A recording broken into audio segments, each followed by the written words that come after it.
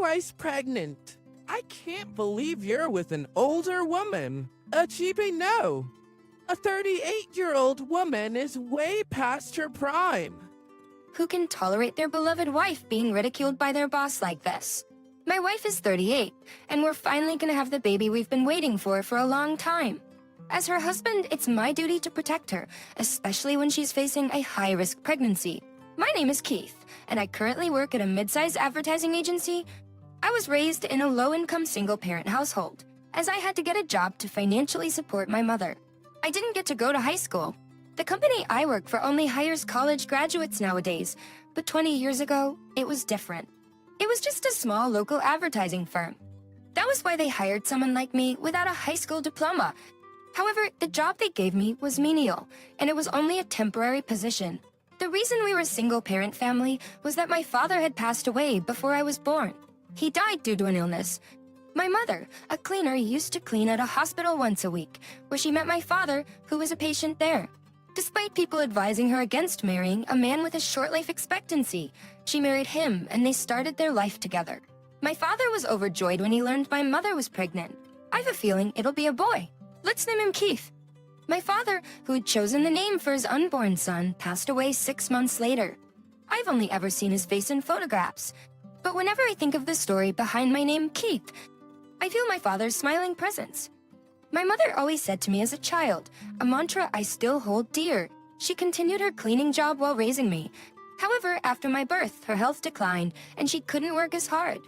As my mother was often missing work, her monthly income was limited. In fact, it was just barely enough for the two of us to survive. That was why, since elementary school, I planned to start working as soon as I finished junior high school. I had finished junior high school. I enjoyed drawing and was good at writing, so my homeroom teachers suggested that I work for the local advertising agency when we discussed my future. With only low levels of education, I was limited to roles like answering phones, delivering documents to clients, and running errands for the others. Since it was a temporary position, the pay was low and there was no guarantee of continuing employment, so I devoted myself to every task. After working diligently for 3 years, I was offered a full-time position. Drawing and writing helped me to become focused on observing the work of the senior employees while I was doing menial tasks.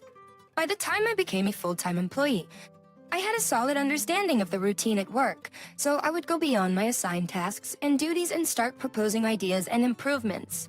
My boss recognized my efforts, allowing me to participate in important meetings and projects. The company, originally just a local one, gradually expanded its clientele and became recognized as a mid-sized advertising agency. Just between you and me, your contribution to our company is significant.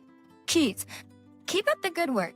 My former boss, Alex, once whispered to me at an end-of-project party. Alex, a merit-based boss, always supported me regardless of my educational background. He's already retired, but I'll forever be grateful to him. And then my wife, Emily, when I was 20. After work, I would often stop by the supermarket near the office to do my grocery shopping. Emily, a cashier there, chased after me one day as I was leaving, having finished my shopping. I'm sorry. Aren't I spits?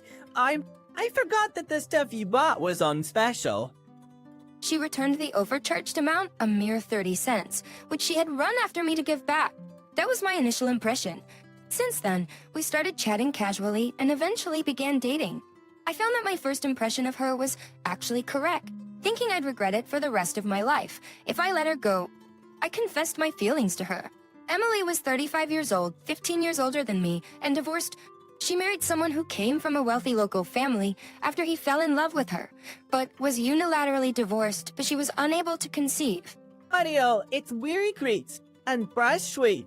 I may be able to have children. Does that help you with you? Of course we got married. And to our delight, 3 years into our marriage, we discovered she was pregnant. Emily and I, who had given up hope of having children, were overjoyed and embraced each other. I think the reason Emily couldn't get pregnant in her first marriage was probably due to her ex-husband. Since you're 38, it's considered a high-risk pregnancy. Your husband's support is crucial, so please ensure he's there for you. Hearing this, I asked Emily to reduce her work hours at the supermarket. I was also actively trying to help her with the heavy lifting and daily household chores. I truly understood the feelings my late father must have had when he named his unborn child. I wished he could have lived a little longer to see the child that was about to be born. Emily's belly gradually grew, as did my happiness. However, not everything was smooth sailing. The new boss, Churs, was hard on me for some reason. Hey, Keith, there's trash in the hallway. I'm cleaning that up now. What do you mean? Confused. I asked for clarification, only to be met with a scornful laugh from Charles. You would just attempt doing menial tasks, right? Don't forget that and clean up. Not only me, but also my colleagues were shocked to hear that. However, we all knew the kind of backlash we'd face if we defied Charles. So my colleagues turned a blind eye. Despite being busy with work, I cleaned the hallway. It's a month after Charles joined. We had a team-building event at a pub. After having some beer, Charles began bragging. My wife's in her late 30s, and she's lost all her charm. She's at my favorite bar. I just slip a $100 note to a young woman, and off to a motel. Wow, you're having an affair with someone in her 20s? I wish I could attract a young woman like you do. Charles. When the colleagues flattered him, Charles got even more carried away and said to me, speaking of which, Keith, your wife is 15 years older than you, isn't she? Brooks must be boring to be with an old lady in her late 30s. I can introduce you to a young girl if you want. Scareth Mines. What a jerk. That was what I thought to myself, but I just laughed it off. At Charles, with his graduate degree, looked down on me, a middle school graduate, as if I was nothing. Isn't Phenom or Mightus of Kreml Pepius, who had already retired, recognized my contributions, but Charles was different. Moreover, he believed younger women were more desirable. It was bad enough to demean his own wife, but I couldn't stand him insulting my beloved wife. One morning, during an important meeting, Emily called me.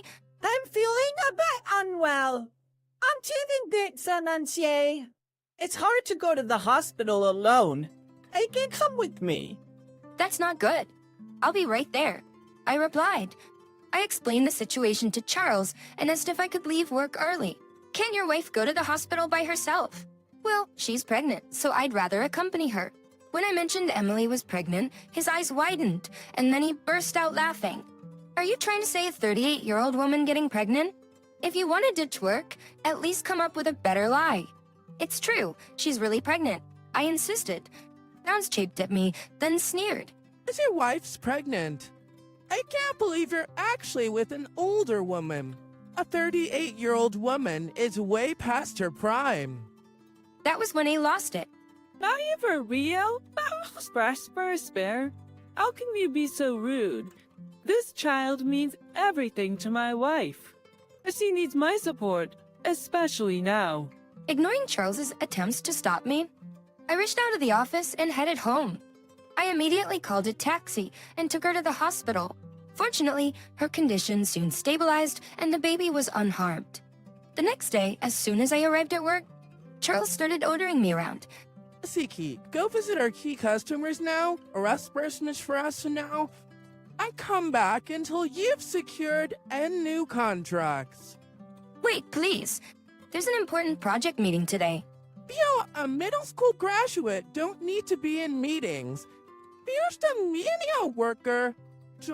It was clear Charles was holding a grudge for my defiance yesterday.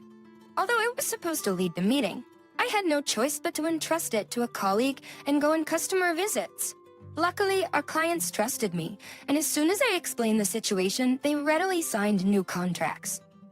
I managed to secure 10 contracts before noon and returned to the office in time to attend the project meeting. But Charles wasn't the kind to back down easily.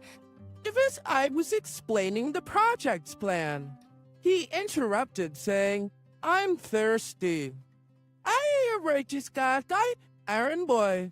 I want some orange juice. After I went out to get orange juice for him and returned, he demanded, didn't I say I wanted coffee? His unreasonable requests and demands ruined the meeting for the day. Since I couldn't conduct the project meeting properly, I got reprimanded by the head office and went through a tough time. I was disheartened by the thought of facing this situation again tomorrow. I couldn't bring myself to share any of this with Emily, who was preparing for a high-risk pregnancy. And I didn't want to worry her, which could potentially affect her health. But as Charles's unreasonable bullying continued, Emily noticed something was wrong. You're not looking well. What's wrong? Just fine. You got to do the housework if you're tired. Saying this, realizing this wasn't right, I decided to tell her about the terrible treatment I was receiving from Charles. Is there something wrong with a 38-year-old woman being pregnant? Was your boss joking around? What's wrong with giving birth at an advanced age? Advanced age. What? Consulted, Emily was extremely angry. It seems she felt the need to teach Charles a lesson, not just for herself, but for all the women around the world preparing for childbirth at advanced maternal age. What's the name of your boss? Her play hours phrase is my cherished. I think his full name is Charles Allerson. I replied. Upon hearing Charles's name, Emily crossed her arms and nodded thoughtfully. Then she came up with a plan and shared it with me. I was skeptical at first, but I knew following her plan was the only way to calm her anger. The following Sunday, there was a neighborhood cleanup event. According to the neighborhood association rules, all residents must participate in cleaning up. We were supposed to gather trash from public spaces around our homes and then take it to the park. Concerned about the baby in her belly, I helped Emily pick up the garbage and took it to the park. There, we unexpectedly ran into Charles and his wife. As it turned out, Charles and I lived in the same neighborhood. Emily, who actively participated in neighborhood meetings, knew Charles's wife. And Emily. Nice to meet you. To meet Short. Emily greeted Charles, her tone overly sweet. Charles, upon seeing Emily's big belly, looked very uncomfortable. Charles always says terrible things, like women over 30 aren't really women anymore, Charles's wife said. Oh no, that was just a joke. I'm just shy. I'm a young. Charles, seemingly intimidated by his wife, frantically tried to dismiss his usual remarks in a panic. This happened while all the participants were having coffee after the neighborhood cleanup event. Suddenly, Emily started speaking in a loud voice, making sure everyone could hear her. There's something I want to tell you. My husband asked his boss if he could leave work early to take me to the hospital. That's what his boss said. As Emily spoke, Auntie Charles's wife glared at him. He said, I can't believe a 38-year-old woman still can get pregnant. By just old hags, not women. This revelation sparked outrage among the women of the neighborhood. It appeared that Emily had already confided everything to Charles's wife, who then started speaking out loud. Charles often says that women in their 30s shouldn't even be called women. Oh no, that's not what I meant. I'm much of what I... As Charles tried to hastily make excuses, his wife presented a screenshot of Charles's text messages with other women that she had secretly kept on her phone. I know everything. Charles, you've been looking down on me just because I'm in my 30s and cheating with younger women, she accused. I'm sorry, Charles muttered. I thought I could put up with it, but I can't stand the fact that you belittled women who are giving birth at an older age. With a fierce look, Emily grabbed Charles's arm and dragged him out of the park. While everyone from the neighborhood association stood there in shock, my wife Emily winked at me. It felt like the thorn had been removed from my heart, and I instinctively hugged Emily. Since then, Charles hasn't shown up at the office. Partly, his wife filed for divorce, claiming a significant amount of money for a property settlement. His repeated mistreatment of his subordinates had all come to light, resulting in his instant dismissal. Furthermore, President Johnson, recognizing my past achievements, promoted me to the head of the department.